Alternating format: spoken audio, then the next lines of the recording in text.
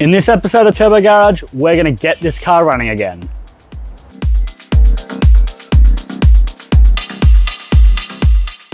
Now, if you watched the last episode, you would have seen that we fully resealed the EZ30 here, ready to go back into the H6.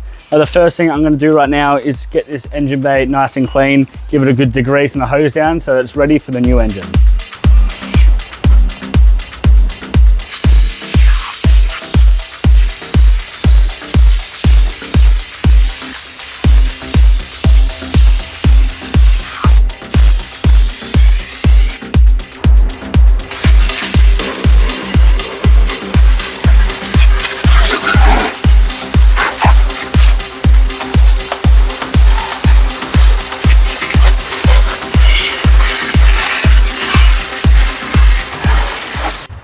That looks about a million times better. Time to get this engine in.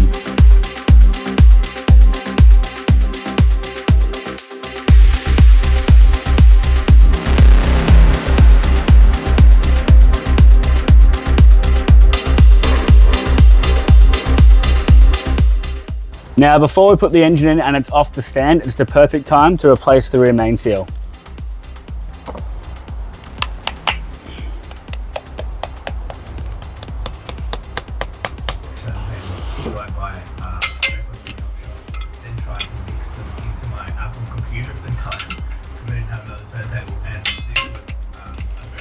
All right, the rear main seal is done, and now it's time to get the engine in the car. This should be interesting.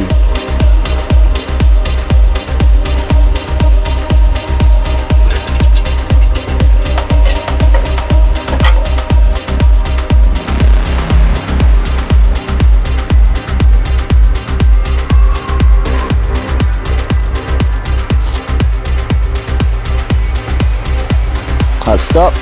All right, go again.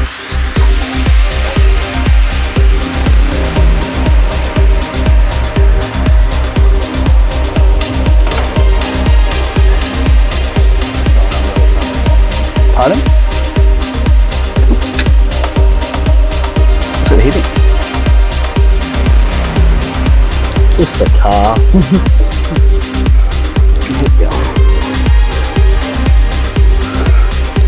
Stop for one second and go on the other side. Just a little pump. One more.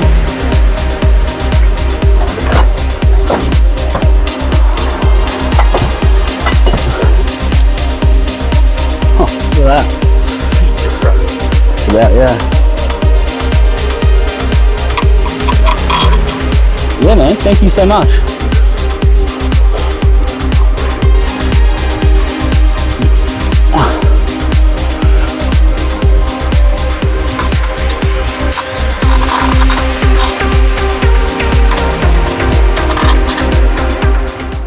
Wasn't too bad. That was not too bad at all. About 5 minutes, still got a bit of a gap to make up there, but I'll do up those bell housing bolts now and hopefully the engine will be happy sitting in there. So the engine's sitting in there happily, all bolted up at the bell housing, and I did the flex plate to torque converter bolts as well, which are the ones in there. There's 4 of them. They're a bit of a pain, but not too bad. So now I've got to do the fun part of putting on accessories like power steering, aircon, starter motor, hooking up all the lines, all the hoses, and then we can do all the stuff underneath, the engine mounts, the exhaust manifold, and then fluids, and see if it starts. Fingers crossed.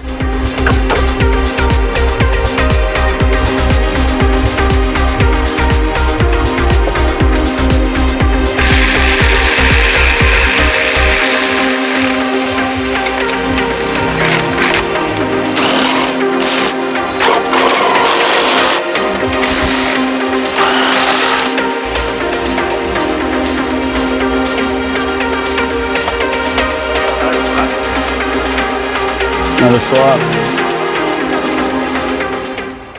All right, so all the accessories on the front of the motor, we've got the accessory belt on, the intake is all connected, everything at the back's connected. Now we've got to go underneath and do the exhaust manifold and engine mounts, then fluids, and we can start it up. Managed to pick up a brand new radiator from Rock Auto for like $200 Australian, so I'm going to put the fans and hoses on this and fit it. So we've got our brand new radiator, all the hoses, well, every hose in this thing is brand new. And now it's time for fluids. I've just taken off the transmission filter, which is behind the headlight or in the guard here, which was very loose, which explains the transmission leak that we had. And then once all the fluids are in, we can start it up. I'm also gonna drain the transmission and fill that back up too, because it did leak a bit while it was out, and now's the perfect time for some new stuff.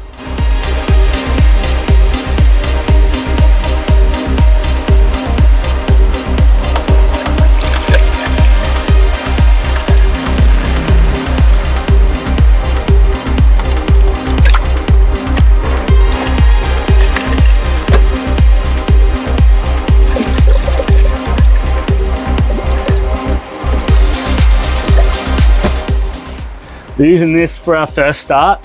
Once the car does a heat cycle, I'll drain this out and put the proper oil in. I just want to flush the motor to make sure it's all clean.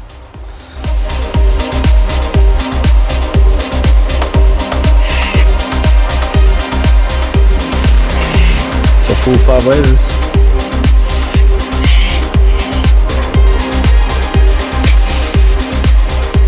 Bit of a hell yeah moment.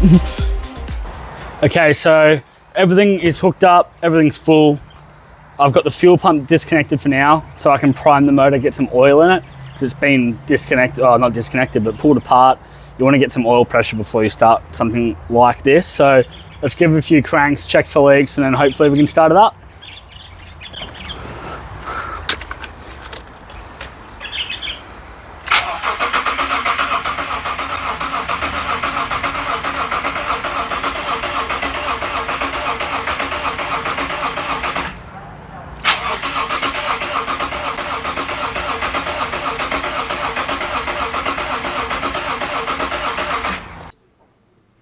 Now, as I was watching this back and editing the video, I realized that my microphone actually cut off for this one very important part of the video, being the first start.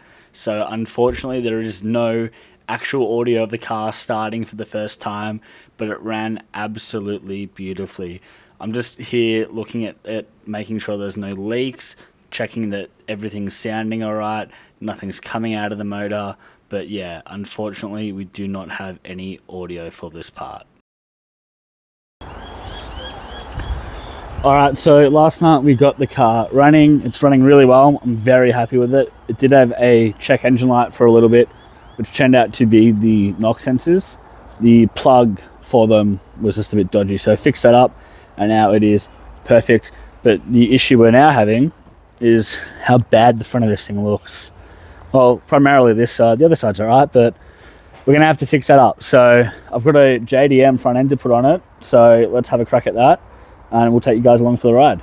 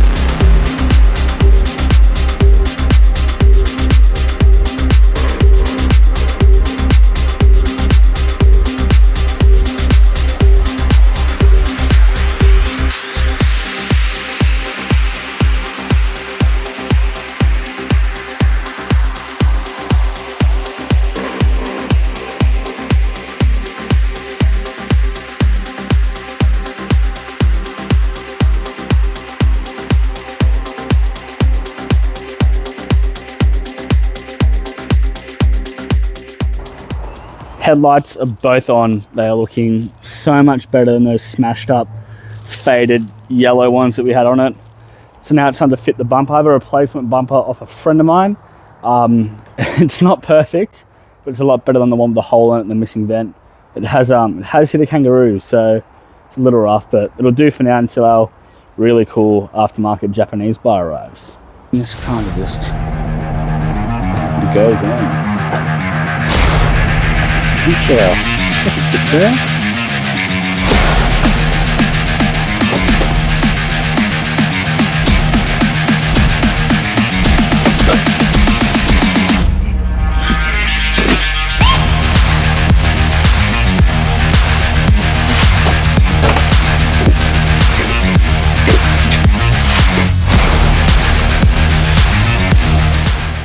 Now for the final piece of the puzzle, the Japanese honeycomb grill. Way better than that Australian crap that we had here. Chrome is just disgusting on these things. I don't know why Subaru were like, oh yeah, let's do a chrome fucking grill. It's crap.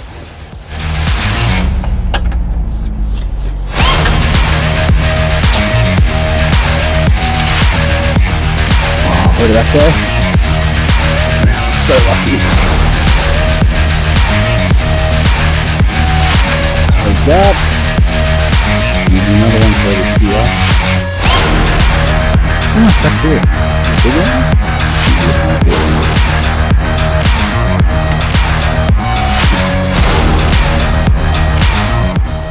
That's looking. Oh my god, that is seriously so much nicer. Crazy what a difference parts like these will actually make to a car. Like, make sure everything's out of there.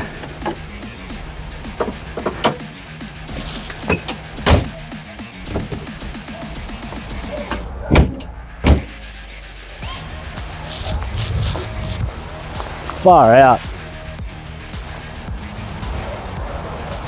Look at the difference. I actually can't believe how much nicer it is. Like, I knew it was going to look a lot better. I didn't realise it was going to be this much better. That is so nice. Well, I think that just about wraps it up for today. So we've put the engine back in the car. It's running and driving awesome. I can't actually show you guys driving the car because no plates. So once it gets registered, we'll take it for a drive. We've done the front end. I do have some wheels for it, but they're not quite ready yet. I still need to paint them, get new tires. So I think we'll leave it here with this car for now. So I really appreciate you guys sticking around for the build. And that was a bit of a three-parter, but it wasn't even really a build. It was just putting a motor back together and putting it back in. But I really appreciate it, and I hope you guys enjoyed it. And I'll see you guys next time. Thank you so much.